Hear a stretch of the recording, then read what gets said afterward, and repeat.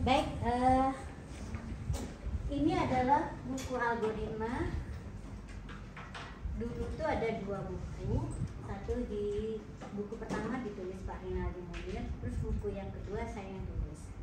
Buku yang pertama ini materinya cukup banyak. Dulu di Unpas ini adalah materi untuk AP1 dan AP2. Nah, yang saya tulis itu buku yang kedua itu bisa dipakai untuk AP3. Dulu ada AP3, sekarang mungkin mata kuliah namanya Studata gitu ya. Ada nggak semester depan? Nah, kalau nggak salah itu.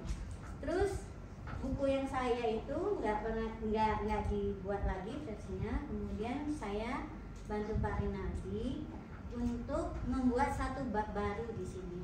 Ya, waktu dulu itu kita menjelaskan algoritma dan pemrograman dengan notasi tertentu. Lalu untuk translasinya yang kita ajarkan adalah bahasa Pascal dan C. Karena itu sudah lama ya.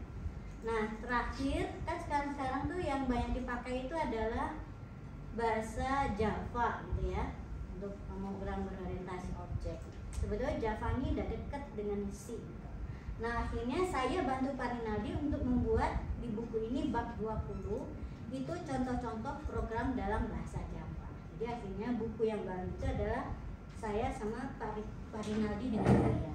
Nah, saya lihatkan dulu ya, materinya nggak berubah ya.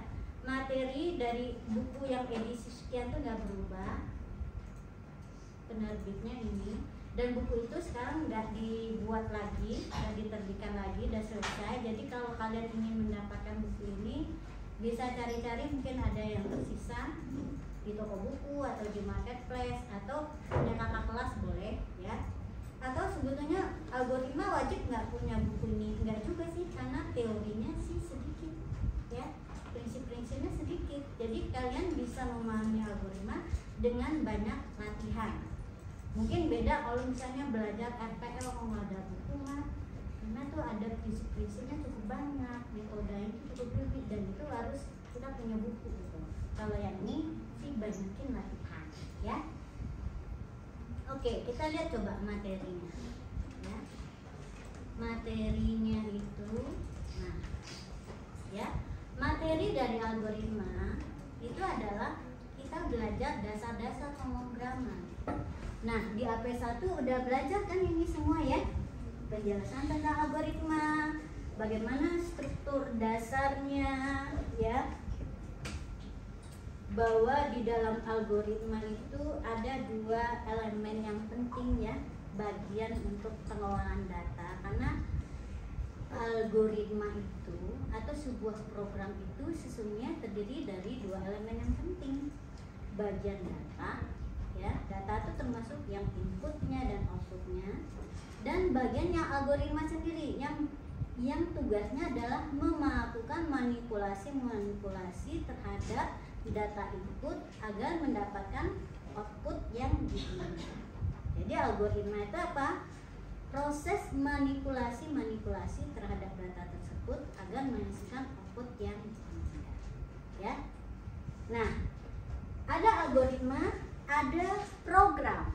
Nah, bedanya algoritma itu adalah logik ya, logik dari penyelesaian masalah. Dia bisa disampaikan dengan berbagai macam representasi, bisa bentuknya teks yang terstruktur ya, atau kita sebut juga dengan pseudocode.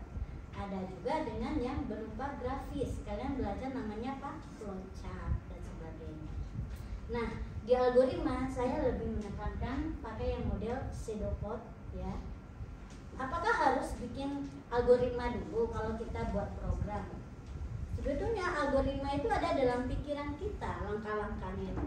Cuma kalau kita tulis, kita akan menulis dengan sesederhana mungkin bagian-bagian yang esensialnya. Contohnya seperti ini. Nah, apa bedanya dengan bahasa pemrograman? Program itu suatu langkah-langkah algoritma yang sudah ditulis dalam notasi yang sesuai dengan tools yang kita gunakan. Dan biasanya dari algoritma atau program itu ada hal kompleks lagi yang kita harus lakukan ya. yaitu apa namanya, istilahnya adalah modding, ya, modding. Modding itu apa? Mengubah bentuk langkah-langkah yang prinsip-prinsip esensial sederhana ini ke dalam kode bahasa pemrograman. Nah, kita tahu bahasa pemrograman itu kan nggak hanya satu ya. Kalian sendiri udah belajar apa bahasa pemrograman? PHP, terus JavaScript, Java kan, Java terutama dikenalkan di Alpro ya. PHP di web programming sama Pak Sandika. Di PHP udah sempat belum belajar modding sederhananya? Jadi bukan ngatur-ngatur tampilan aja kan? Yakin bisa? Saya ingin kalian memang jawabnya bisa. Kalau gitu saya happy, ya. Kenapa? Yang namanya algoritma, apapun algoritma yang kita buat untuk tujuan tertentu, dia harus bisa diimplementasikan dalam bahasa pemrograman apapun, ya. Jadi yang kita pelajari di sini tidak hanya untuk bahasa Java, tapi bisa untuk PHP, bisa untuk di Python ya, Python ya nyebutnya, di Python ya. Katanya bahasa populer sekarang itu apa? Python. Ya. Kalau kalian memang mau jadi lulusan informatika yang kalau lulusan jadi itu, aku mah siap mau kerja dimanapun, mau sebagai apapun gitu. Belajarlah sekarang ini ya, karena itu akan membuat memberi kemampuan yang memang sangat basic sekali ya. Kalau bisa mau program, bisa punya kemampuan analisis, itu bisa untuk sebagai tim development ya. Tapi kalau senangnya ke arah jaringan itu juga nggak masalah, beda skill lagi ya. Tapi minimal kalian harus bisa paling nggak membaca program, dan kalau bisa juga bisa ya. Sekarang itu kan yang juga lagi ini kan adalah keamanan suatu sistem. Itu tuh juga ada program-program yang harus bisa dibaca kan. Di ISI juga, walaupun mungkin tingkat kesulitan programnya akan beda dengan yang benar-benar untuk aplikasi yang rumit seperti di sekarang lagi artificial intelligence ya, dan macam-macam ya. Terus sekarang tuh moddingnya itu nggak dari awal ya, karena banyak library yang bisa kita gunakan. Nah, tapi kalian harus punya basic skill ya dalam algoritma. Ini adalah makanya ditaruh di semester awal, karena adalah ini kemampuan paling mendasar ya, mengasah logika juga gitu. Nah, apa itu algoritma? Tadi ya, algoritma ini sebetulnya adalah problem solving dari suatu permasalahan yang akan diselesaikan oleh komputer. Langkah-langkahnya itu didefinisikan dulu. Sebetulnya logika kita sudah mengatur. Kalau kita juga punya masalah atau ingin menyelesaikan sesuatu, kan pikiran kita juga bekerja ya, mengatur langkah-langkah penyelesaian masalah. Nah, dalam algoritma bedanya ketika kita untuk buat program, itu langkah-langkahnya itu harus sangat cukup detail ya, cukup detail sehingga nanti ketika diimplementasikan itu dikodingkan dia juga nggak jauh ya. Nanti akan saya contohkan, misalnya gini, kalau Anda diminta menentukan jumlah hari dalam satu bulan, mungkin langkah-langkah kita kalau kalian nggak bisa algoritma bisa aja kan, coba gimana kira-kira bulan 2 berapa jumlah harinya? Bulan 2. Bulan 2 itu bulan apa sih? Februari. Berapa hari? 30? Ayo, berapa? Kok 2 pilihan? Kalau bulan Januari? 30? 31. Kalau bulan Agustus? 31. November? 30. Dari mana kalian tahu? Itu ada polanya ya. Jadi algoritma itu kalau kita punya persoalan kan sekarang gini ya, saya bertanya berapa jumlah hari dalam satu bulan. Algoritma itu adalah ketika kita akan membuatkan algoritmanya ya, karena kita akan meminta komputer nih mengeluarkan jumlah hari setiap kita sebutkan kode bulannya. Bulan 3 komputer akan menjawab 31 hari. Bulan 4 akan dia jawab 30 hari. Bulan Februari dia bingung dulu. Seperti tadi, bingung dulu ya. Februari bingung dulu kan, nggak bisa jawab langsung, nggak bisa jawab 30, 29. Kenapa? Karena dia tidak selalu untuk satu jumlah hari. Setiap apa? 4 tahun.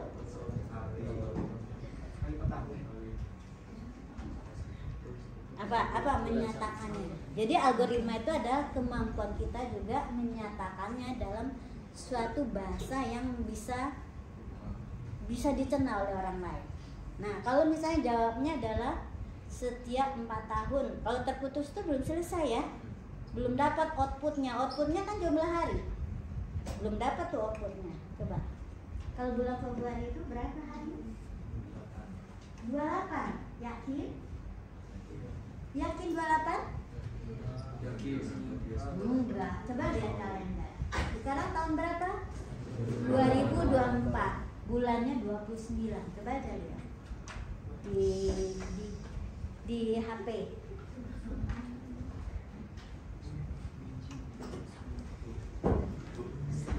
Iya, silakan. Benar. 29 kan? Coba lihat tahun kemarin. 28. Jadi kesimpulannya apa untuk bulan Februari ini? Setiap tahun kabisa. Nah, komputer kalau kita tahu tahun kabisa tuh dia ngerti nggak? Itu tahun kabisa tuh apa? Apa itu tahun kabisa? Nah, kita nggak boleh buat algoritma dengan if tahun kabisa, nggak bisa ya? Karena itu sesuatu yang tidak bisa dikomputasi oleh komputer, ya. Kabisa tuh apa? Nggak tahu. Nah, kita harus detailkan itu. Kalau komputer tuh perintahnya itu harus detail, ya, dalam bentuk yang bisa dia eksekusi, ya. Kalau perintah yang gini kalau kalian kasih ke anak SD kelas 6 dia pasti bisa jawab. Kalau kabisa itu apa? Kenapa?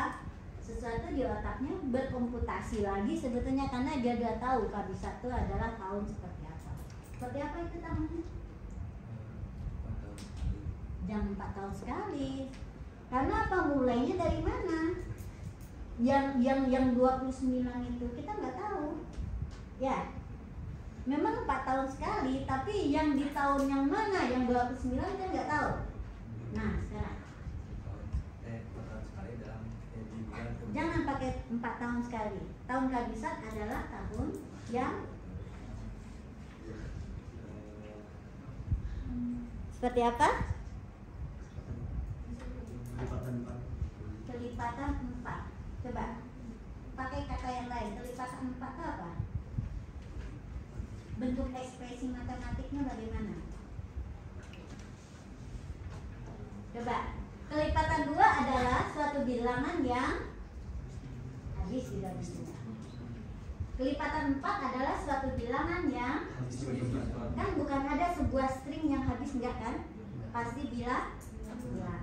Jadi kelipatan 4 adalah sebuah bilangan yang habis dibagi 4. Habis dibagi 4 nih si komputer juga pasti belum mengerti. Kalau ditulis di algoritma dia masih bingung, ya. Atau dianggap salah nih perintahnya nggak aku mengerti. Harusnya gimana? Habis itu yang bagaimana? Sisa pembagiannya dengan 4 adalah sama dengan 0. Ya. Kita harus bisa menulis algoritma dalam bentuk seperti itu ya. Perintahnya elementer. Biasanya adalah dia disusun dalam bentuk ya kalau nggak ekspresi matematik, kalau nggak ekspresi logika. Ya, oke, nih saya ini tangan.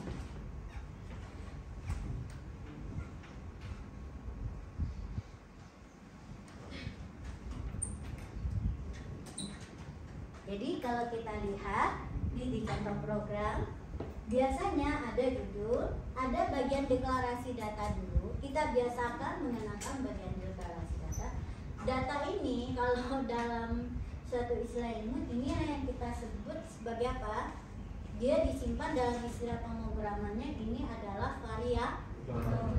Variabel itu menyimpan nilai, baik nilai masukan maupun hasil. Ya, oke. Terus biasanya di sini bentuknya itu adalah runtunan pemilihan pengulangan. Ini adalah runtunan ya. Jadi antara satu instruksi ke instruksi lain itu kita lihat sebagai sesuatu yang harus ya, tapi ada pemilihan. Nah, pemilihan dan pengulangan itu biasanya ya, ini adalah sebuah, kita harus melihatnya sebagai sebuah instruksi lagi, tapi dia adalah instruksi yang kompleks, dimana di dalam instruksi bisa ada instruksi yang ini kalimat majemuk. Kalau hari hujan, saya akan pergi ke kampus naik mobil. Bisa nggak berhenti hanya kalau hari hujan? Kalimatnya udah selesai? Belum. Begitu juga dengan ini. Since kode B sama dengan 1 itu adalah kalimat yang belum selesai. Ya. Nah, saya akan pergi ke kampus. Ini bisa sebuah kalimat? Bisa, dia bisa berdiri sendiri ya. Oke. Tetapi kalau saya tulis kalau hari hujan saya akan berangkat ke kampus naik mobil, itu juga sebuah namanya kalimat majemuk, di mana dia bisa terdiri dari beberapa kalimat. Nah, biasanya untuk pemilihan pengulangan bentuknya adalah instruksi yang majemuk begini ya. Dia satu instruksi tetapi di dalamnya terdapat alternatif instruksi kalau untuk yang di pencarahan. Nah, ini semua adalah runtunan. Nah, algoritma itu adalah kemampuan kita mendefinisikan ya problem solving itu dengan menentukan apa yang menjadi output, lalu untuk mendapatkan output itu inputnya apa saja, lalu bagaimana mengubah atau memanipulasi input itu secara bertahap ya, secara beruntun menjadi output yang diingin. Ini harus logis dan sistematis, itulah algoritma. Nah, satu lagi algoritma yang pseudocode itu dia harus dalam bentuk instruksi, dan di dalam instruksi itu ada ekspresi yang terdefinisi, yang cukup jelas mana variabelnya, nilainya, dan apa yang dikerjakan. Itu ya kalau nulis program tuh gitu. Bedanya algoritma dalam notasi algoritma dengan coding adalah apa? Yang satu gaya bahasanya lebih disederhanakan, yang satu harus sesuai dengan bahasa dan tools yang digunakan. Contohnya ini, baca variabel, ditulis satu cukup kata input saja, terus variabelnya apa? Nggak perlu bagaimana bentuk tampilannya, formatnya apa, nggak perlu ya. Nah, terutama yang kalian jangan galau ya kalau yang bukan dengan saya dulu yang nggak terbiasa dengan algoritma ini. Yang cuma saya bedakan ya, yang saya sederhanakan dari Java itu terutama adalah bagaimana cara membaca input dan menuliskan output. Lainnya kita buat lebih sederhana ya. Kemudian, nah yang perlu juga saya jelaskan adalah selain bagaimana urutan perintah-perintah itu perintah atau instruksi itu dieksekusi, yaitu pada prinsipnya adalah runtunan. Tapi dalam jenis instruksi itu ada 3 jenis. Ada juga yang pemilihan, dan biasanya tadi bentuknya adalah instruksi yang majemuk, yang di dalamnya pasti ada dikendalikan oleh sebuah variabel boolean. Ya, kita lihat nih. Nah, sekarang saya mau masuk dulu kepada materi dasar awalnya. Mungkin di Alpro dulu adalah kalian dikenalkan dengan variabel dan tipe datanya. Benar nggak? Ada bahasa pemrograman yang mewajibkan kalian deklarasi dulu sebelum variabel itu digunakan. Contohnya apa? Pascal, C, Java itu mensyaratkan harus dideklarasikan. Lalu ada juga yang tidak. Contohnya apa? Python. Dulu ada yang namanya Clipper juga, nggak perlu. Ya. Terus untuk apa dideklarasikan? Agar compiler bisa tahu bahwa operasi yang dilakukan atau ekspresi tersebut sesuai dengan tipe datanya. Contohnya ini, ya. Kita melakukan mod 4. Nah, variabel tahun ini syaratnya apa? Tipenya apa? Boleh nggak string? Enggak, karena string nggak boleh melakukan operasi matematika. Boleh nggak real? Real? Tidak, karena modulus ini hanya berlaku untuk bilangan integer. Gitu ya. Jadi kalau misalnya kalian tulis ini dengan di Java, ya dia akan merah nih langsung, karena compilernya udah deteksi ini ada operasi yang salah terhadap variabel tersebut. Ya. Jadi itu. Kemudian sebetulnya ya tipe data dasar itu dalam bahasa pemrograman apapun sudah disediakan, ya. Tapi yang disediakan hanya 5, yaitu logic, yaitu boolean, bulat, real, karakter, dan string. Nah, di setiap bahasa mungkin namanya istilahnya apa ya, token, ya. Namanya misalnya int ya, kalau di Java itu kan int ya untuk integer. Nah, mungkin di Python beda lagi, ya, atau pakai basic beda lagi, tapi dia adalah mengacu pada tipe data yang sama. Jadi yang sulitnya gini ya, yang jadi nambah kerjaan itu adalah samalah kalau kita pakai bahasa Indonesia, bahasa Jepang, bahasa Inggris kan mau saya pergi ke pasar tuh pasti ada caranya kan. Yang beda apa? Sintaknya mungkin beda, kosakatanya berbeda, tapi maksud mau saya pergi ke pasar tuh pasti bisa. Begitu juga dengan bahasa pemrograman, kira-kira seperti itu ya. Kosakatanya mungkin berbeda, sintaknya mungkin juga sedikit berbeda. Nah, terus ada, jangan lupa ya, ada yang namanya tipe bentukan. Tipe bentukan itu yang seperti apa? Ada yang ingat? Record, ingat? Ingat ya record? Udah belajar record? Oh, masa enggak? Record, contohnya gini. Apa yang wajib tipe data harus tidak bisa digunakan tipe data baik yang logik, bulat, real, karakter maupun string. Contohnya, saya mau tanya, kalau titik itu tipe datanya kira-kira apa?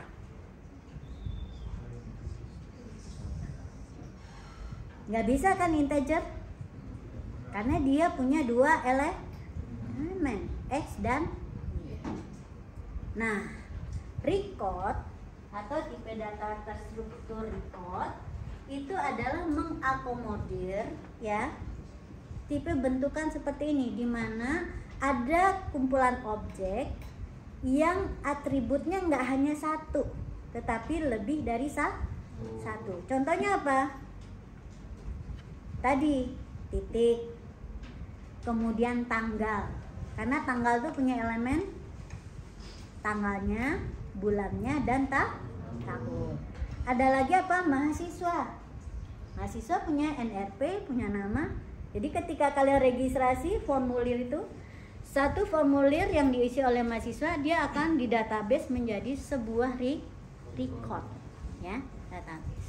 Jadi kalau kita belajar record, berarti belajar konsep dasar untuk membangun tabel-tabel dari atau entitas-entitas dari database, ya. Nah, tipe bentukan ini nanti kita akan belajar ada dua, ya. Record harusnya sudah dikenalkan di AP1. Nah, ada lagi yang kedua yaitu array. Nah, di sini yang kita akan belajar, ya. Array. Nah, intinya tipe terstruktur ini kan tipe yang bisa didefinisikan sendiri oleh programmer sesuai dengan kebutuhan. Misalnya gini. Suatu saat data mahasiswa itu mungkin isinya, kalau untuk pendaftaran mahasiswa baru apa saja dulu yang diisikan? Nah, NRP, nama, dasar sekolah, nah macam-macam, ya. Karena itu keperluannya untuk registrasi. Sekarang, kalau misalnya di data nilai kalian, nah lihat nilai AP-nya kemarin. Nah, kira-kira apa aja? Untuk satu mahasiswa itu datanya apa aja? NRP, ya kan? Nama, terus kelas, terus nama mata kuliah kan udah. Tadi untuk algoritma misalnya. Nilai elemen nilainya kan? Nah, artinya apa? Bisa berbeda-beda. Misalnya di KTP, coba. Untuk KTP itu data apa saja yang disimpan? Oke. Nah, itu kita sebut sebagai atribut dari suatu kelas tertentu, kelas objek. Nah, biasanya inilah dasar untuk membentuk tipe terstruktur. Nanti kalau record itu banyak, ya, atau data itu banyak, nanti kita simpannya di array. Nah, nanti akan kita pelajari khusus di admin. Nah, sekarang, ya, apa saja sih operasi atau bentuk-bentuk instruksi di dalam algoritma itu? Instruksi dasar, jenis instruksi dasar yang ada itu pasti ada beberapa jenis. Yang pertama adalah apa? Instruksi untuk membaca nilai dari sebuah variabel dari perangkat masuk. Nah, kita sebut sebagai instruksi untuk input dan output. Sisanya apa? Sisanya adalah instruksi-instruksi yang 3 jenis tadi, ya. Ada instruksi runtunan, pemilihan, dan pengumpulan. Nah, biasanya di dalam instruksi dasar runtunan itu, ya, ada juga jenisnya yang polanya kita sebut sebagai assignment. Assignment itu apa? Menyimpan sebuah nilai atau hasil dari sebuah ekspresi ke dalam sebuah variabel. Nah, yang sebelah kanannya bisa bentuknya adalah konstanta, bisa juga bentuknya ekspresi. Makanya, ya, di dalam algoritma saya menjelaskan sekali apa itu yang namanya ekspresi.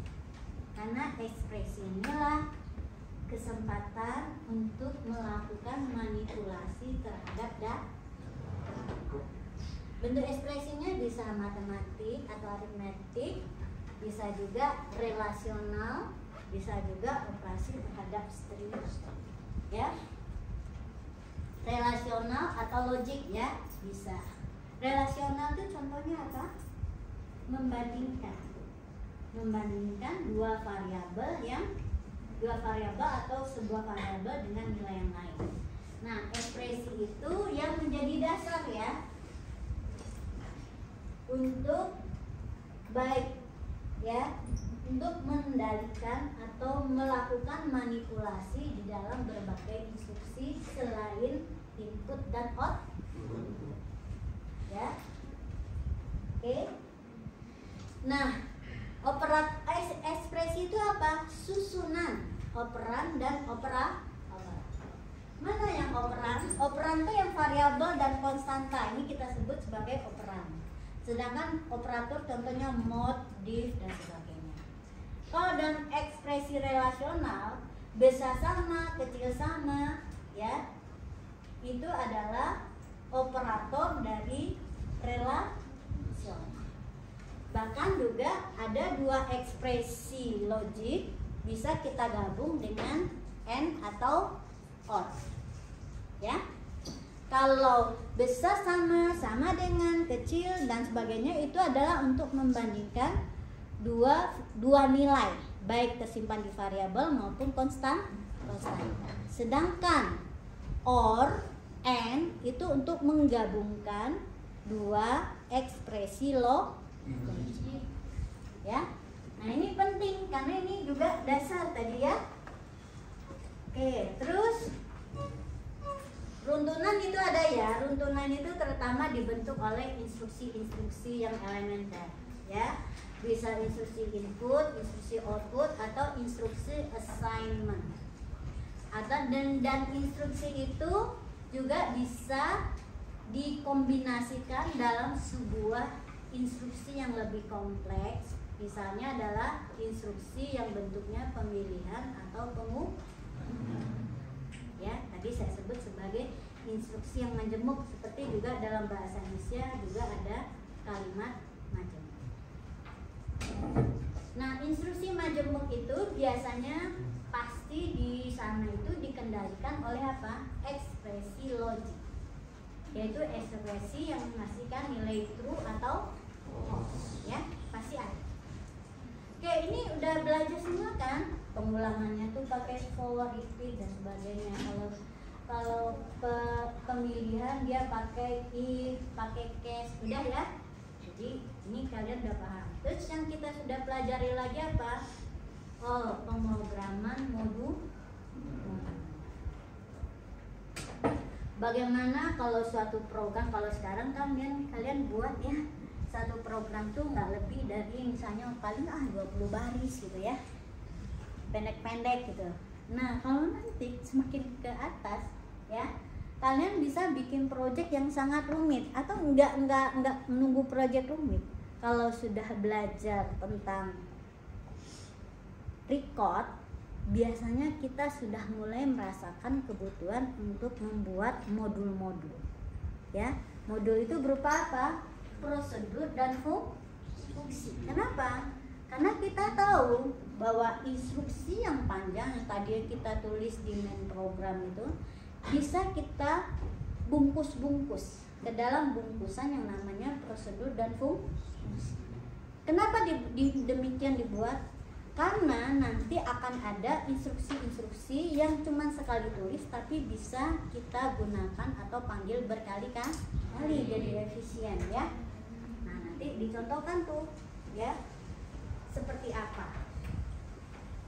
Oke, jadi di sini kita sudah belajar bagaimana membungkus sekelompok instruksi untuk tujuan tertentu ke dalam yang namanya fungsi dan prosedur. Ya, apa beda fungsi dan prosedur? Apa beda fungsi dan prosedur?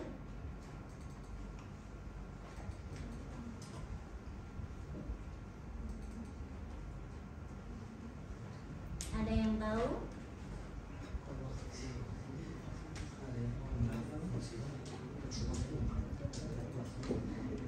Fungsi dan prosedur. Nah, kali ini namanya apa? Baca mahasiswa itu kalau Anda lihat ini fungsi atau prosedur? Prosedur. Kenapa? Tidak ada return value. Sebetulnya memang si Java atau C itu bentuknya itu adalah bentuk sebetulnya fungsi, ya. Tetapi ada perbedaan khusus untuk yang prosedur. Terus gimana, kan sebetulnya ada yang namanya, kalau fungsi itu kan adalah ketika dia mengembalikan sebuah nilai, padahal kan ada sekelompok instruksi yang tidak mengembalikan nilai, dan biasanya itu disebut prosedur. Nah, si Java dan C mengakalinya dengan apa? Dia tidak ada return value, terus nilai return values tipenya itu dia buat menjadi void, ya. Jadi ini adalah, silakan. Ini adalah prosedur, ya. Biasanya untuk, nah saya wajibkan ya. Tadi ketika udah bikin kelas, kita sudah bicara data yang terstruktur, tipe bentukan, maka mulailah biasakan kita bisa membungkus-bungkus instruksi tersebut ke dalam fungsi dan prosedur. Minimal ya, pasti ada nih, pasti butuh untuk membaca nilai dari setiap atributnya dan menampilkannya ke layar. Ini udah pernah buatkan dulu ya? Ya. Bu, apakah nilai dari setiap atribut itu harus dibaca dari perangkat masukan? Enggak juga. Nah, contoh realnya adalah ini, ya. Mahasiswa. Ini kebetulannya adalah untuk pengelolaan nilai, sehingga atributnya saya buat itu ada NRP, nama, UTS, UAS, praktikum, kuis, tugas, hadir, dan sebagainya. Nah, ada yang disebut dengan nilai akhir. Nilai akhir itu apa? Nilai yang didapatkan dari prosentase elemen-elemen nilai, misalnya UTS, UAS, praktikum, kuis, tugas, dan hadir. Ya. Ketika itu ditotalin jadi 100%, maka dapatnya adalah nilai akhir. Nah, di sini nilai akhir nggak diinputkan, ya, tetapi didapatkan dari perhitungan. Nah, karena didapat dari perhitungan, di sini saya tidak membuatnya menginputkan NA-nya, tapi saya hitung, ya. Nah, karena proses hitung ini spesifik, dia hanya menghitung NA, maka lebih baik kita bentuk dia ke dalam apa? Fungsi, ya. Agar apa? Kalau suatu saat si NA ini komposisi perhitungannya atau rumus perhitungannya berubah, kita tahu bagian mana yang berubah, yaitu hanya bagian hitung NA. Atau kalau suatu saat bisa jadi ada dua rumusan. Nah, nanti kalau tergantung maka, nah, tinggal kita buat versi hitung NA ini dua jenis. Jadi yang di atasnya cuma tinggal mengubah nama fungsi mana yang dipanggil. Nah, ini contohnya ya. Jadi fungsi dan prosedur itu kita buat agar program kita yang kompleks, yang rumit dari A sampai Z itu kita bisa pecah-pecah atau kelompok-kelompokan dalam modul-modul yang lebih kecil, ya. Agar kalau ada perubahan atau ada yang bisa dipakai lagi, lebih mudah kita kelola, ya. Seperti ini, tinggal kalau rumusnya berubah, ubah di sini. Atau kita ingin mempertahankan rumus yang lama ada, rumus yang baru ada, tinggal buat dua versi. Terus apa yang akan dinamis?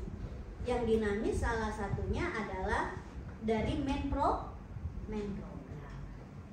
Nah, di Java ini atau bahkan di C atau di bahasa pemrograman yang lain, ya, untuk penyelesaian satu masalah itu kadang-kadang tidak hanya dalam satu file program, tapi dia bisa lebih.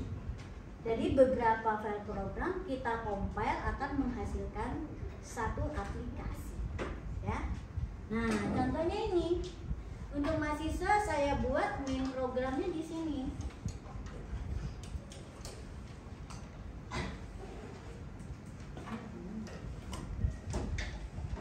Nah, ini main programnya gini, ya. Atau saya mau buat yang lain lagi gitu loh, bisa juga main program yang lain. Tinggal, nah satu lagi, titik eksekusi dari kalau kita buat program Java-nya itu adalah ada di mana? Adalah di bagian yang ada main-nya, void main, ya. Void main-nya adalah apa? program utama. Contohnya gini ya, mahasiswa. Mahasiswa ini kan nggak ada main program, dia tidak akan bisa dieksekusi. Di mana dia dieksekusi? Oleh main mahasiswa. Dari mana kita tahu bahwa dia terhubung dengan mahasiswa? Selama dia ada dalam satu paket, yaitu record. Kemudian dia mengacu ke tipenya. Tipenya tadi ada mahasiswa. Dia akan mencari, bukan kita yang mencarikan ya. Compiler akan mencarikan di mana tipe data mahasiswa itu ada. Selama ada dia di dalam satu paket yang diincludekan, maka dia akan dikenal. Ya. Oke. Nah, udah belajar ya. Jadi kalau kita belajar record, kita harus tahu apa? Tipe data terstruktur, yaitu kenal bagaimana membentuk tipe datanya dan bagaimana membungkus ke dalam prosedur dan fungsi. Wajib itu ngerti ya. Oke, ini sudah. Sekarang kita lihat lagi materi yang lain.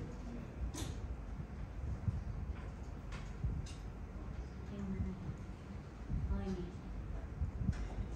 ya, prosedur dan fungsi sudah. Biasanya fungsi-fungsi ini adalah kalau yang dikerjakan itu adalah suatu fungsi matematik tertentu, otomatis itu pasti jadi fungsi ya, kembalikannya. Nah, udah, itu kan yang kita pelajari ya sampai AP1 ya. Ya. Benar kan? Benar ya? Kalau larik sudah belajar? Array ini. Yang dari kelas Pak Fajar udah belajar belum array? Belum? Udah di intro sedikit ya. Yang di kelas saya kayaknya belum ya? Udah juga sedikit ya? Oke. Sekarang kita cek ya, apa perbedaan record dengan array? Apa perbedaan record dengan array?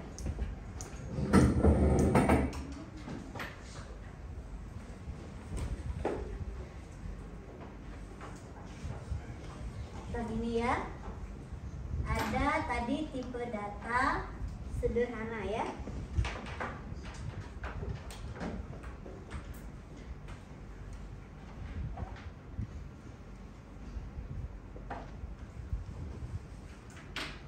Tipe data. Ini kita bicara soal tipe data dulu. Tipe data sederhana. Ada lagi tipe data record atau bentukannya. Ada lagi array. Ini adalah tipe bentukan dua-duanya ya, yang didefinisikan sendiri oleh programmer. Nah, tipe data sederhana itu kan contohnya apa? Integer, karakter, real, string, dan boleh. Nah, coba kalau tipe data sederhana itu gimana sih? Misalnya contoh ya, integer A adalah integer, atau kalau dalam Java bisa kita tulis int A. Artinya A ini bisa menyimpan nilai apa? Integer. Berapa banyak yang dia bisa simpan?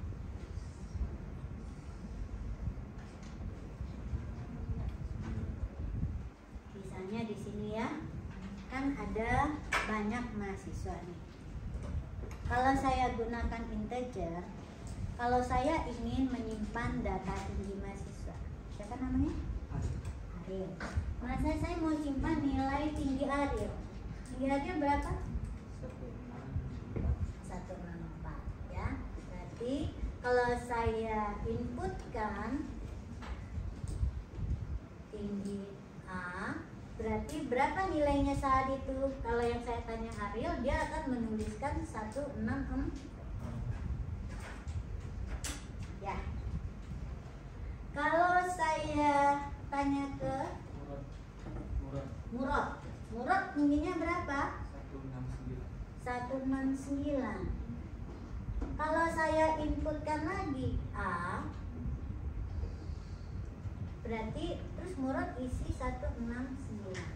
Apakah kita masih punya nilai tingginya Ariel? Ariel? Enggak. Dia akan tertimbang. Enggak maunya semua tinggi badannya ada tersimpan. Nah, kalau problemnya seperti itu berarti apa?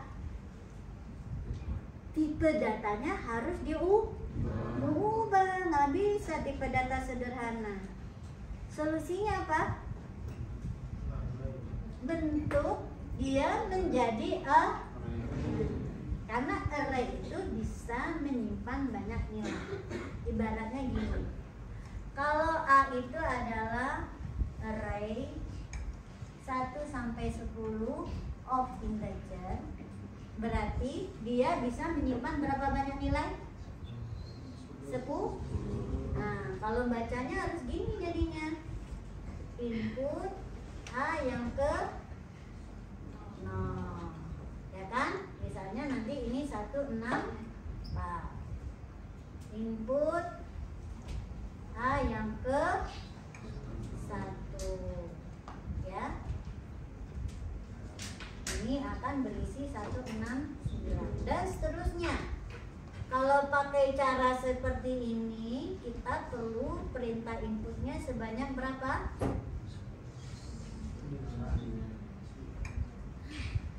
Dapat kan? Cara paling canggihnya gimana? Kita buat dalam bentuk pengulangan. Ini mah cara bodoh ini ya. Belum belajar algoritma kayak gini gitu ya.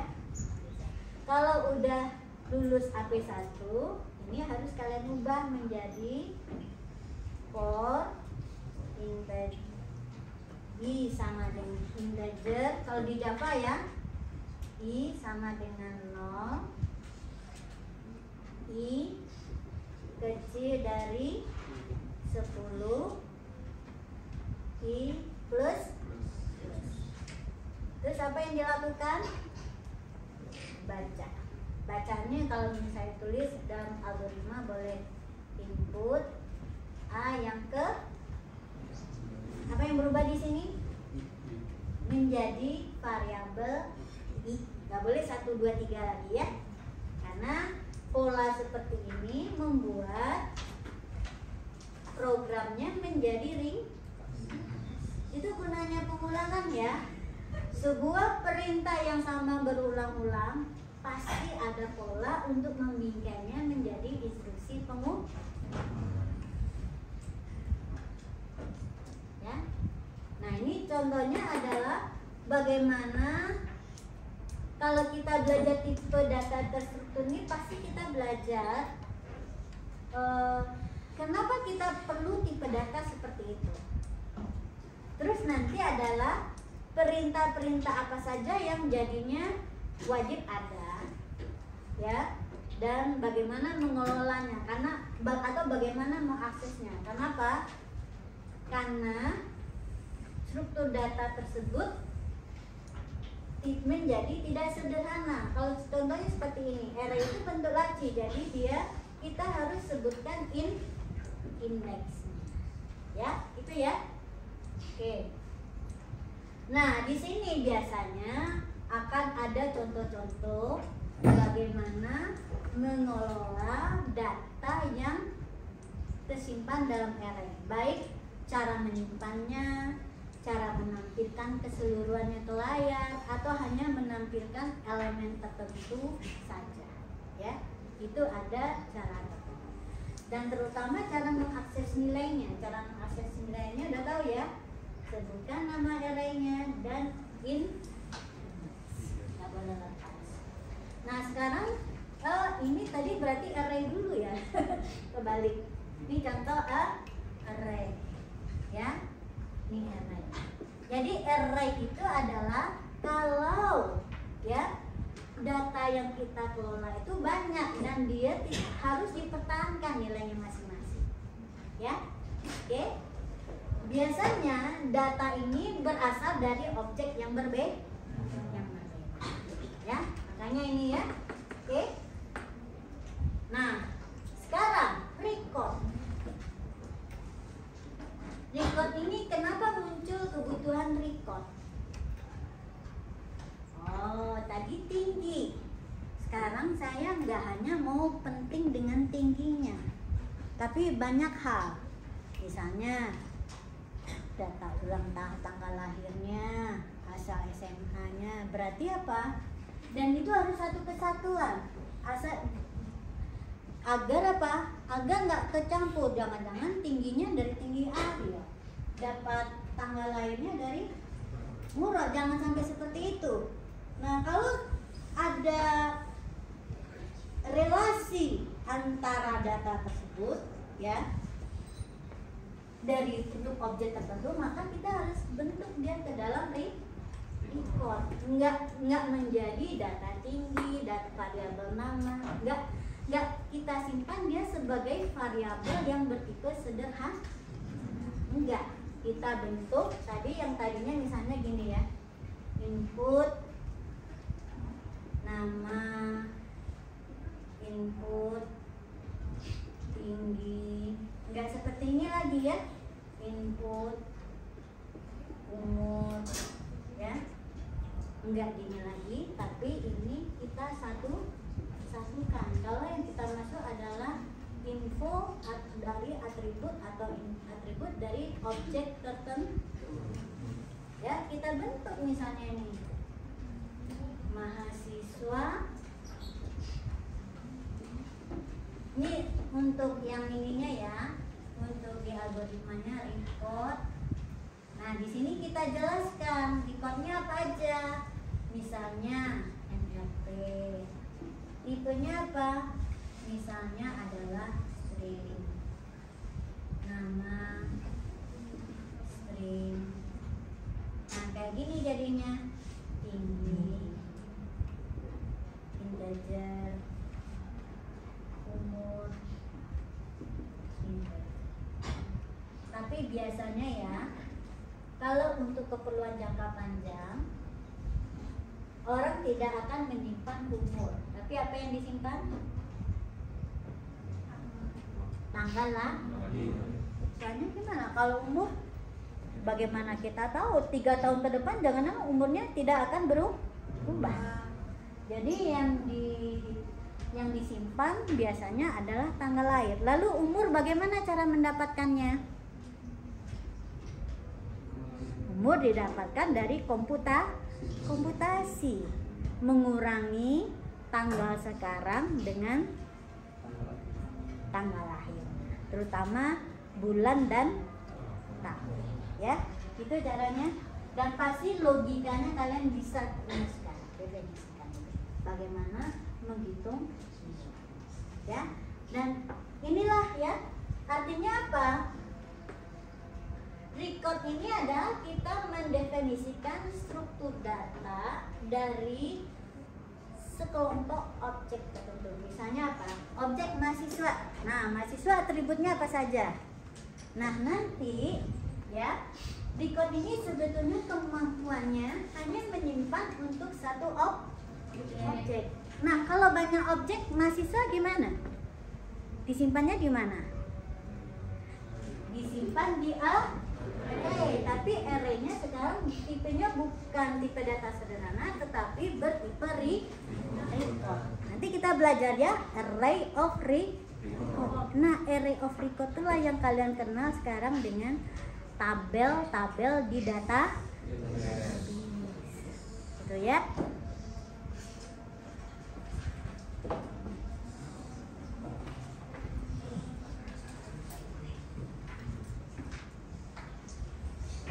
Oke. Nah, sepertinya kelas ini lumayan lancar ya, masih ingat semua. Sekarang saya tanya, udah masih bisa ngoding? Saya mau uji coba kalian buat ini ke dalam Java. Masih ingat nggak? 15 menit. Nggak? Mau contoh? Tapi buka laptopnya ya.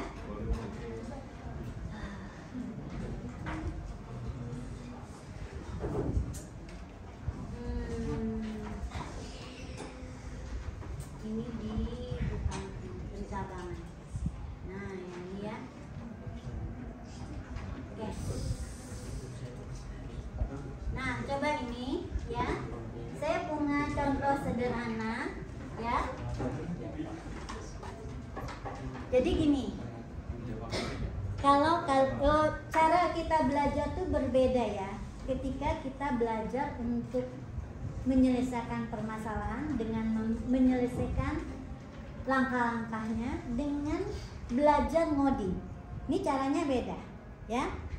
Kalau belajar problem solving, ya, atau belajar membuat algoritma, kita fokus, ya. Kita gunakanlah sintak-sintak yang paling sederhana. Makanya saya biasakan pakai yang ini, ya.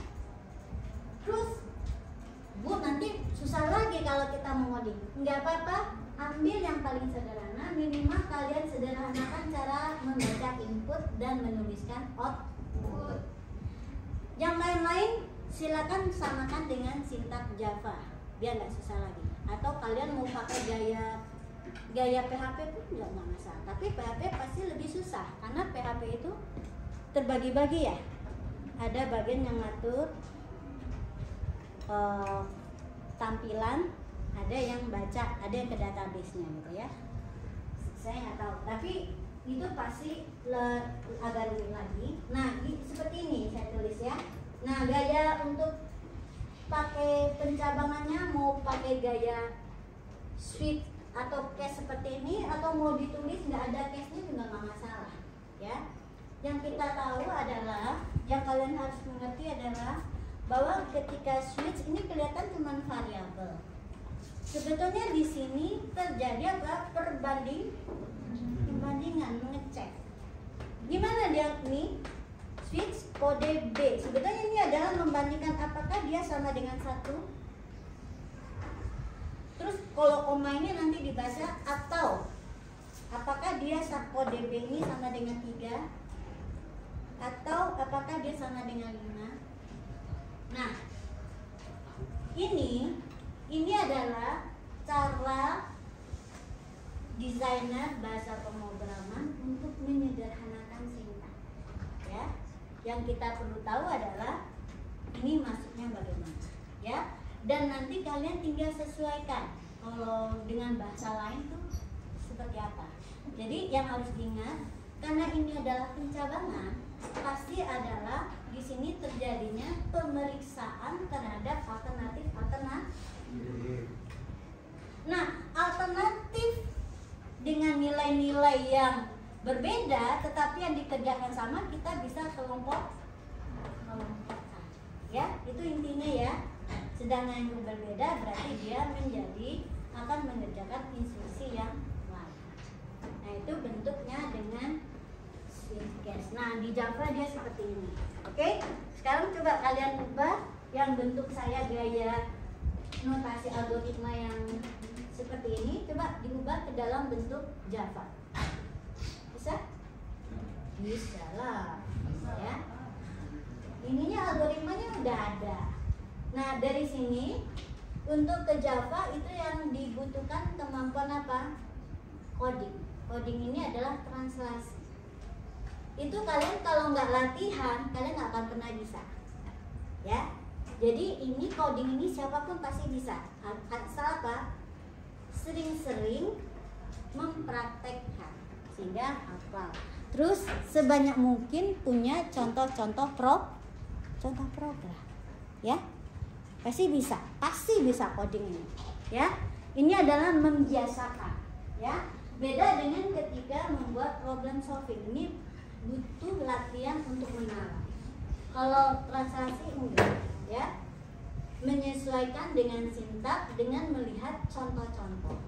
Nah, karena codingan ini agak banyak complicated, saya sarankan Anda nggak mengetikkan dari awal program ya, tapi lakukan save as atau copy paste dari sintak-sintak yang kita anggap dekat. Ya, oke, silakan. Atau mulai dulu dari yang hello ini saja. Biasanya ini adalah program yang paling sederhana. Sudah ada ini? Sudah ada? Nah, kalian jangan lupa ya. Terus di sini kan paling sederhana, nggak ada contoh gimana cara menginputkan. Kalau nggak ada cara menginput, saya akan lihat. Oh iya, di Hello World ini ya. Di Hello World ini ada cara membaca variabel. Oh, belum ada juga. Ini juga nggak ada. Mana ya? Oh, di luas lingkaran. Di luas lingkaran ada cara membaca variabel. Kan sering nggak hafalnya itu adalah cara membaca variabel, dan itu akan berbeda di setiap bahasa pemrogram.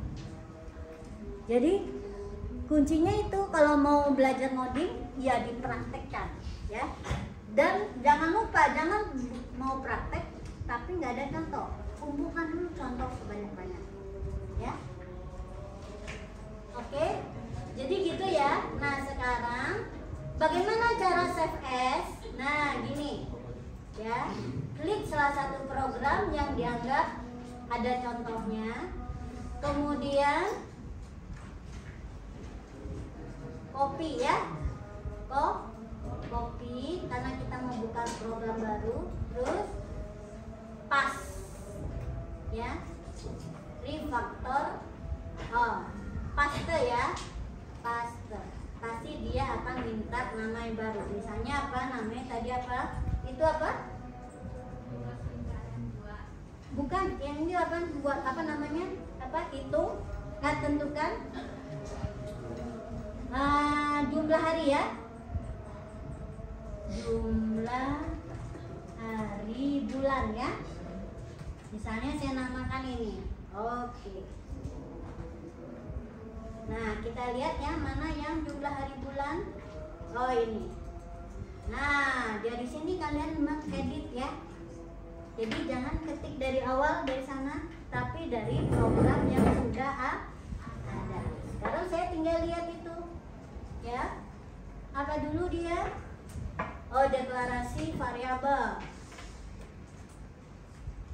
Tipenya integer semua ya. Kode bulan. Nah, kalau di Java itu kan huruf besar huruf kecil beda, makanya agar nggak rumit kita pakai huruf kecil aja semua ya. Kode bulan, terus tahun, terus apa? Jumlah hari.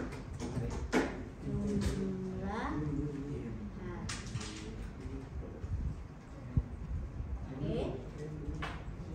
Nah, scanner yang dibaca apa?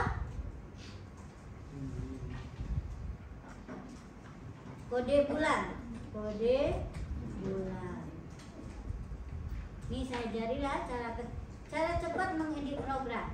Kalau udah jadi programmer tuh editing programnya harus bisa efisien. Ya. Kemudian ini kode bulan. Sebetulnya ada yang lebih cepat lagi pakai replace, tapi saya lupa. Ya. Nah, ini udah tinggal di copy lagi. Copy ya. Edit, copy. Apa sekarang tahun.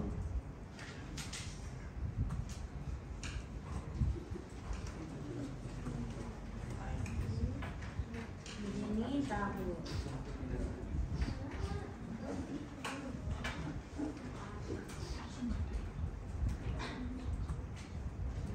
Oke. Nah, di sini baru ya. Apa yang kita ingin tahu? Tadi kan udah ada contohnya ya. Pasti kalian, oh gimana ya kalau switch di Java gimana? Nah, di sini saya carikan. Ini kan case tadi ada ya. Nah, contoh case tuh kayak gini. Oh, copy aja ini ya. Jangan lupa copy lagi ya. biar nggak salah. Edit, copy. Di sini adalah ke jumlah hari bulan. Nah, jadi jangan mengetik kata saya, ya. Oke, jangan mengetik ya. Itu untuk meminimalisir kesalahan ketik. Karena hilang satu huruf saja jadi merah terus dan kalian nggak tahu di mana salahnya. Nah, ini apa salah? Apa yang harus kita ubah? Kita ubah dengan apa? Kode bulan. Oke.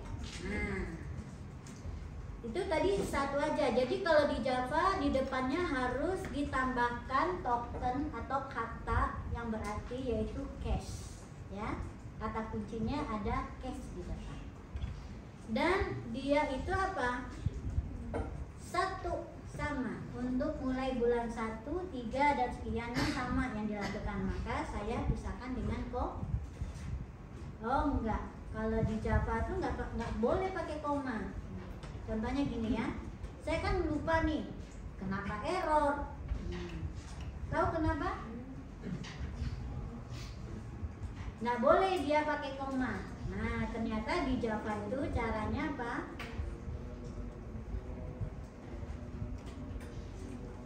Dia adalah, kalau dia masih hal yang sama, satu kelompok, kita kasih seperti ini, 3, ya. Artinya apa? Ini adalah 1,3, ya. Jadi dia adalah kelompok yang akan mengerjakan satu instruksi yang sama. Kelompok instruksi yang sama. Berarti kita copy lah ini. Berarti dia ada cache 5, ya. Cache 7, cache 8, cache 9, cache 11. Oke. 7, 8, 7, 8, 10 harusnya ya. 10, 12. Nah, di sini jumlah harinya berapa? Nah, jumlah H sama dengan 31. Nah, di sini kalau selesai apa yang dikerjakan untuk satu kelompok tertentu, nah kalau di Java itu harus ditutup dengan break, ya. Itu bedanya. Nah, itulah namanya coding, ya. Kalian harus mengenali, ya, sintaknya Java gimana, terus kosakatanya gimana, ini harus paham, ya. Break. Oke, jadi pahamnya kapan si break ini digunakan. Artinya kalau dengan break seperti ini apa nih? Salah. Duplikat cache.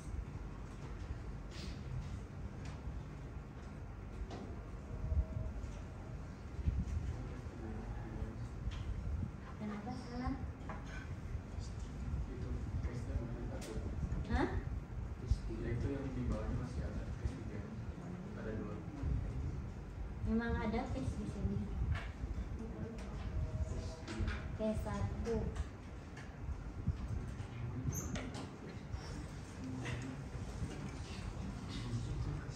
Ini ada contohnya sebetulnya. Bentar ya, saya cek dulu di sini. Oh, di sini. Bab 20 ini saya yang buat, ya. Makanya yang digabung ini karena saya membuat contoh-contoh program dalam Java. Nah, ini contohnya ya. Nih, switch bulan kan bener kayak gini ya. 10, 12. Oke, jadi yang tadi itu salahnya apa? Coba kita cek.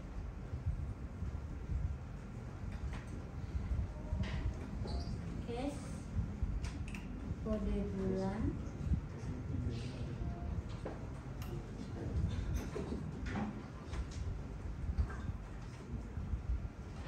Ini apa salah? Cache-nya double, Bu. Mana double? Di bawah. S3-nya ada 2. iya ada 3 juga. Nah ini ya. Oke, terima kasih. Karena double. Nah itu kan dicek ya. Nah ini namanya apa?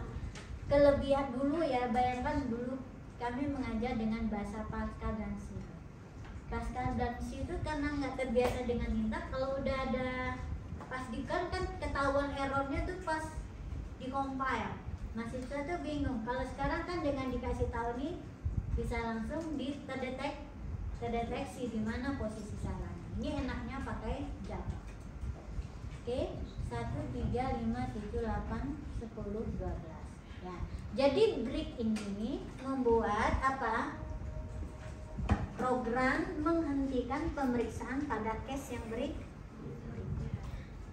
Nah, kalau tidak ada yang memenuhi 1 sampai 12, terus apa? Dia akan memeriksa case berikutnya. Yaitu kita mulai dari 4 ya. 4.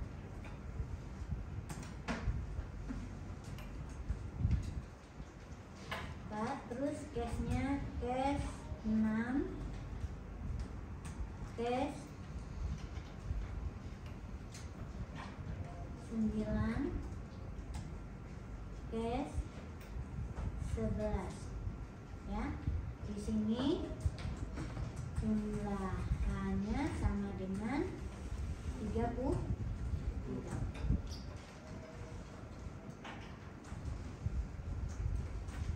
Oke. Kemudian kita bikin juga. Nah, sebetulnya masih ada case yang lagi yang berbeda lagi, yaitu apa? Kalau bulan Bu, kok nggak nulisnya terurut bulannya? Nggak apa-apa. Dia di sini kita prioritaskan dikelompokkan pada nilai-nilai di mana perintahnya sama. Ya. Misalnya 1, 3, 5, 7, 8, 9, 10. Karena perintahnya adalah jumlahnya kita set dengan 3. Nah, sekarang 2. Nah, 2 ini kan ternyata nggak bisa langsung jumlahnya kita set. Dia harus diperiksa dulu apa? Tahun. If tahun di mod dengan 4, apakah sama dengan 0? Di sana pakai sama atau tidak sama? Boleh sama, boleh tidak sama ya. Yang penting adalah logika mana yang instruksinya akan dieksekusi. Ini pakai tidak samanya gini ya.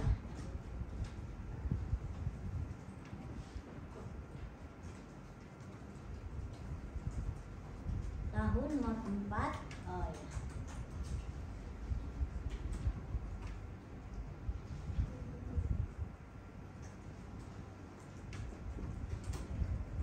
Atau sama aja ya, kita pakai sama aja.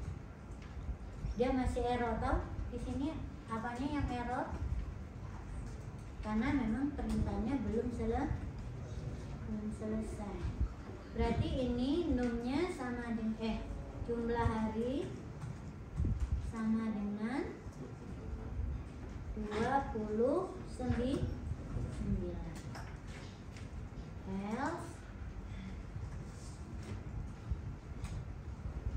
jumlah A sama dengan 28.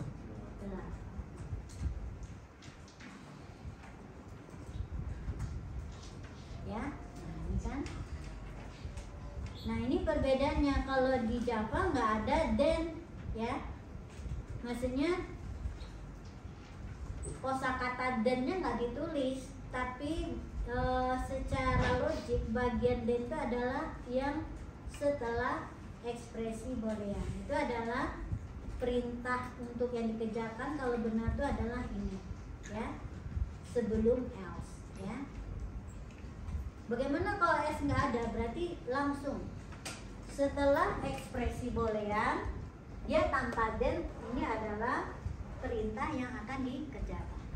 Nah logikanya kalau dia cuma satu instruksi nggak perlu apa? Blok ya, blok ini tanda awal dan akhir blok. Tapi kalau lebih dari satu instruksi harus ditandai dengan awal dan akhir blok. Ya. Terus kita di sini break lagi. Di break lagi. Oke, ya. Terus default ini apa? Default ini adalah kalau tidak satu pun ya cache yang memenuhi, maka kita kasih pesan aja kode bulan yang di entry salah ya. Nah, misalnya gitu. Apakah default ini wajib ada? Boleh tidak ada. Cuman ini mengantisipasi kalau ya ada nilai yang dimasukkan tidak ada. Contohnya, coba kita tutup ya. Apa pesan ini? Bentar, ini saya selesaikan dulu.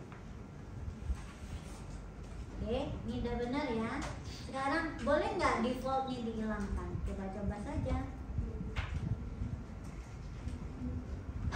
Nggak apa-apa katanya, ya.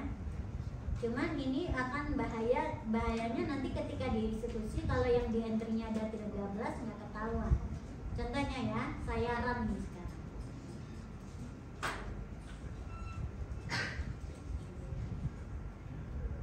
Nah, saya masukkan 1.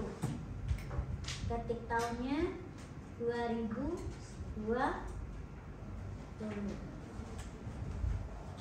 Nah, kok nggak ketulis namanya? Oh, ada yang lupa, belum di output kan? Ya, di outputkannya di mana naruhnya? Di bawah ya, setelah perintah switch selesai. Ini n-nya n switch ya, berarti di bawah sini. Oke, pas jumlah hari sama dengan ditambah jumlah ya. Oke.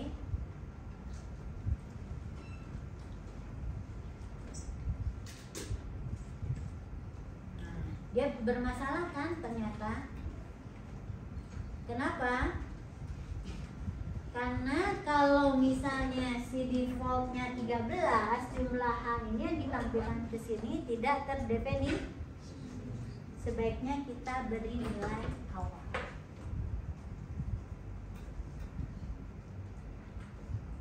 Jumlahannya kita beri nilai awal yaitu 0. Ya. Karena ada kemungkinan si usernya nakal, dia masukkan nilai yang tidak ada dalam alternatif. Nah, kalau benar begini boleh, oke ya, nggak ada yang error lagi.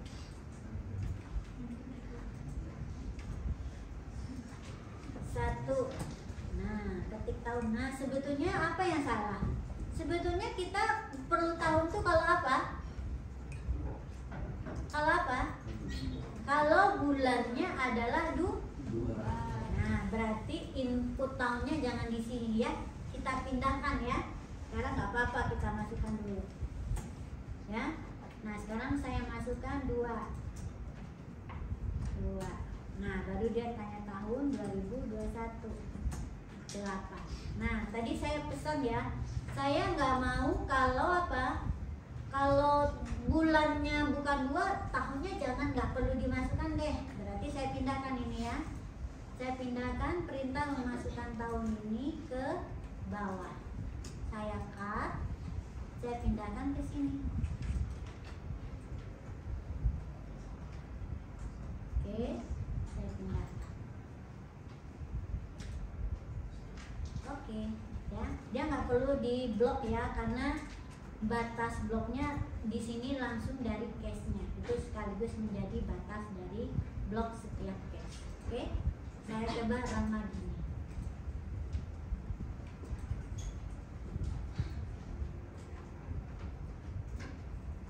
Mana dia? Run.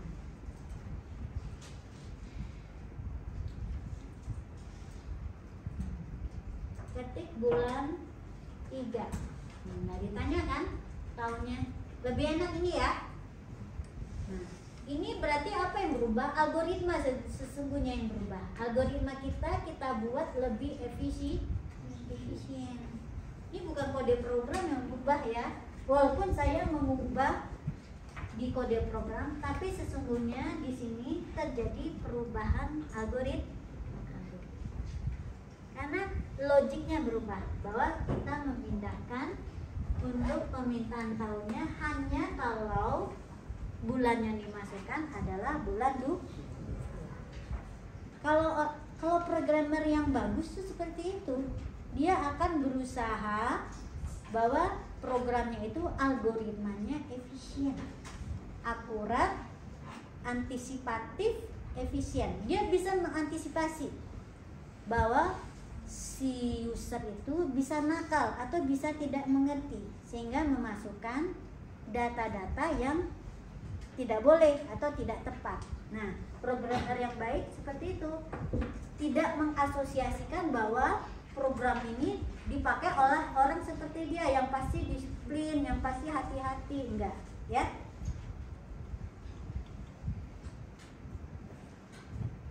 Gitu? Ada pertanyaan? Bisa jawab? Sudah dicoba semua? Sudah. Senang ya. Kembalikan kemampuan codingnya, jangan hilang, ya. Karena semua kalian pasti bisa. Sarannya tadi. Apa katanya? Oh, my has not initialized. Terus kata saya sebenarnya di initialize dulu dengan 0. Ya, kenapa? Kalau nanti dia sudah mengantisipasi. Jadi si compilernya mengantisipasi kalau yang dimasukkan 13, maka ketika di bawah sini, ya, kita minta dia menampilkan nilai, nanti programnya akan bingung nampilin berapa, ya. Sebetulnya kalau pakai Pascal tuh dia akan menampilkan nilai-nilai yang nggak terduga. Tapi si Java ini dia disiplin, ya. Dia nggak mau ini akan muncul nilai sembarangan. Jadi dia paksa dulu programmer memberi nilai awal, yaitu sama dengan 0 dulu, ya.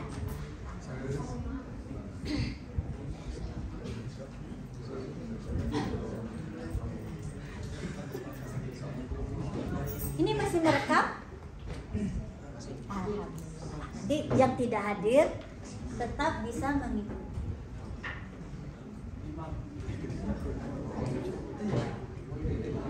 Sudah? Ada yang masih bertanya? Tadi coba ya diberi nilai awal, udah bisa jalan. Oke kan, benar ya. Dan sebetulnya kalian harus sering-sering ngoding itu adalah menemukan kalau salahnya seperti ini apa yang harus dilakukan. Lama-lama akan bisa membenarkan sendiri programnya. Ya. Kenapa? Ah iya.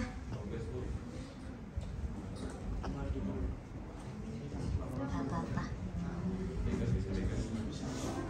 Cukup ya, untuk hari ini cukup sedemikian ya latihan dan penjelasan saya. Tapi saya punya PR ya. Kan kalian tuh udah bisa juga pakai PHP. Saya minta coba kalian translasi atau kodekan ini kepada dalam bahasa PHP. Coba buat tampilannya yang bagus, karena kalian nggak diajarkan ya ketika pakai PHP bagaimana membuat satu form untuk membaca sebuah nilai, ya. Terus di dalam formnya itu kalian bisa menampilkan hasil. Komputasinya nggak usah diperlihatkan, ya. Oke, bisa ya? Pekan depan. Jadi artinya apa? Saya sedih karena akhir-akhir ini banyak mahasiswa yang saya bimbing itu nggak percaya diri ngoding. Padahal kalian udah dibekali dengan kemampuan untuk problem solving, untuk membuat program, ya, membuat program. Walaupun yang kami ajarkan adalah baru translasinya ke Java, Tapi dengan mempelajari karakteristik struktur dari program dalam bahasa yang lain, kemudian sintaknya, kemudian kosa katanya atau token-tokennya, vocabnya, harusnya kalian juga bisa menyelesaikan algoritma tersebut dalam bahasa atau compiler yang lain itu, ya. Jangan terpaku bahwa ini hanya bisa dengan Java, enggak, ya. Oke, bahkan kalau kalian iseng belajar sendiri dari YouTube itu kayak apa sih programnya? Mulai aja dengan hello, kemudian hello name, hello terus baca nama. Nanti kalian pasti bisa juga ngoding dengan Python walaupun nggak kami ajarkan, ya. Oke, kuncinya adalah kenali mana yang kita sebut dengan algoritma, ya. Seperti tadi ini saya ubah, ya. Ini sebetulnya mengubah algoritma. Karena apa? Variabel tahunnya jadi dibacanya bukan di awal tapi di bagian kode yang bulan itu algoritmanya yang berubah, ya. Walaupun algoritma kita ini nggak kita ubah, tapi sebetulnya algoritmanya yang berubah. Oke, terima kasih. Assalamualaikum warahmatullahi wabarakatuh.